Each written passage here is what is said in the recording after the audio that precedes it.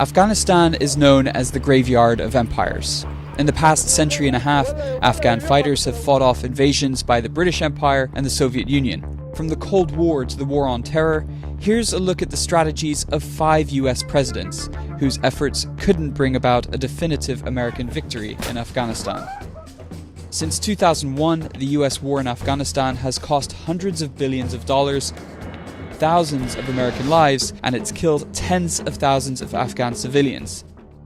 But US involvement in Afghanistan started decades before. In 1979, the Soviet Union, locked in the Cold War with the US, invaded Afghanistan. After enduring a Soviet-backed defeat in Vietnam, the US decided to secretly arm and fund the Afghan militias or mujahideen fighting the Soviets. President Reagan championed the program. In 1988, the Soviets began pulling out of Afghanistan. Victory for the US. After nearly 9 long years of war, the courage and determination of the Afghan people and the Afghan freedom fighters have held sway. And today, an end to the occupation is in sight. With the Soviets finally out in 1989, US interest in Afghanistan waned, and the country was soon torn between a weak communist government and a collection of warlords. In this maelstrom, the US left behind a well-armed, motivated network of international jihadists. Among them was this man, Osama Bin Laden. After civil war for much of the 1990s, the Taliban, allied with Al-Qaeda, took over Afghanistan. Then on 9/11, Al-Qaeda attacked the US.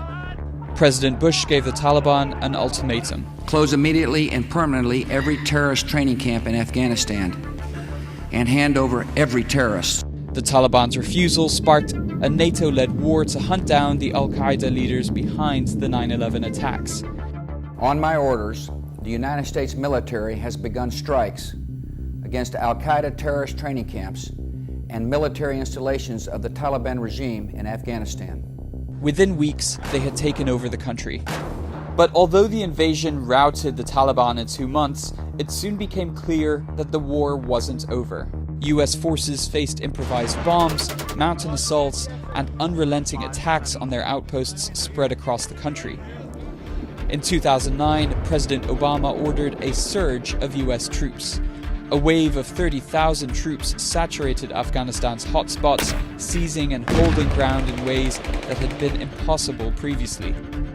As with the surge in Iraq, these forces will be in place for a limited time to provide space for the Afghans to build their capacity and secure their own future.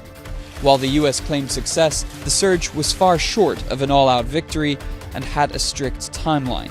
Critics say Obama's forced timeline for withdrawal handicapped the surge's effectiveness. But 10 years after the war in Afghanistan started, the US achieved one of its major goals in the so-called War on Terror. US Navy SEALs stormed Bin Laden's home in a Pakistani military town and killed him. The United States has conducted an operation that killed Osama Bin Laden, the leader of Al-Qaeda. Trump took a different stance on Afghanistan than Obama. Following the post-surge troop withdrawal, Trump increased the US military's involvement. The US ramped up airstrikes on Afghanistan, including launching the US's largest non-nuclear bomb against ISIS fighters. But Taliban forces still had military clout. And after 17 years of conflict in Afghanistan, the Taliban controlled or contested between 60 to 70% of the country. The US finally turned to trying to negotiate a political end to the war with the Taliban. In a historic agreement, US and Taliban representatives agreed to a potential full US military withdrawal by May 1st, 2021. The Taliban has given a pledge, and a very strong pledge, and we'll see how that all works out. We hope it's going to work out very well. But talks between the Taliban and the Afghan government dragged on without success. When President Biden took office, the situation looked bleak. As vice president under Obama, Biden was one of the main skeptics of the US military's belief that more troops were the key to winning in Afghanistan. As president, he announced that the US will fully withdraw before September 11th, 2021, 20 years since the Twin Towers fell. I'm now the 4th United States president to preside over American troop presence in Afghanistan. I will not pass this responsibility on to a 5th. Many still fear an American pullout will see the Taliban return to power. After 5 presidents and 5 strategies, peace is still an elusive horizon in Afghanistan.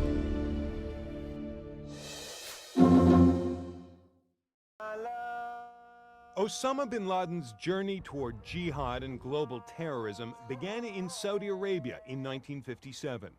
He was the 17th of more than 50 children of a self-made billionaire.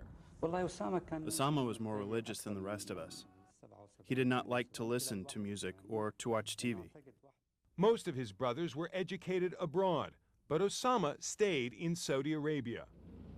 Then, in 1979, Soviet troops invaded Afghanistan, and Osama bin Laden found his calling, helping the Afghans fight their jihad, holy war, against the communists. First, he raised money, used expertise gained from the family's construction business. Then, he took up arms.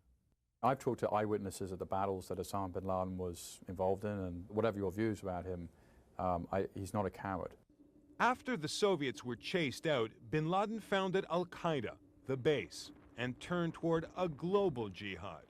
The new enemy was America, which ironically had funded the Afghan resistance against the Soviets. When Saddam Hussein's Iraq invaded Kuwait in 1990, bin Laden went to the Saudi royal family and offered his followers to defend the holy sites of Mecca and Medina. Instead, the Saudis invited in U.S. troops. When U.S. troops were placed in Saudi Arabia as a result of Saddam Hussein's invasion of Kuwait, that was a kind of turning point for Osama. Bin Laden was kicked out of Saudi Arabia, spent several years in Sudan, where he started training camps for Al-Qaeda.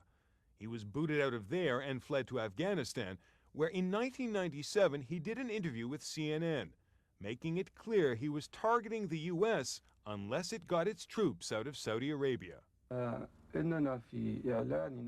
We have focused declaration of jihad on striking at the U.S. soldiers inside Arabia, the country of the 2 holy places, Mecca and Medina. A year later, bin Laden publicly declared war on the U.S.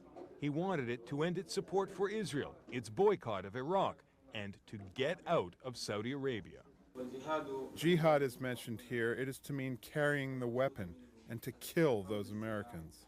Weeks later, Al-Qaeda launched suicide attacks on the U.S. embassies in Kenya and Tanzania. U.S. plans to grab bin Laden in Afghanistan never made it to President Clinton's desk, and the emboldened Al-Qaeda launched another attack in 2000 on the USS Cole, killing a number of sailors. Then 9/11, attacks inside the United States. Later, bin Laden would gloat that the plan succeeded beyond his imagination.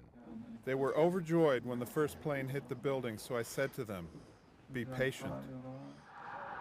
But bin Laden, who had been contemptuous of America, had overreached. The U.S. invaded, and bin Laden became a man on the run. He was last seen by people not within his inner circle at the Battle of Tora Bora in November and December of 2001. And believed to have been wounded there by the U.S. bombing. But he escaped.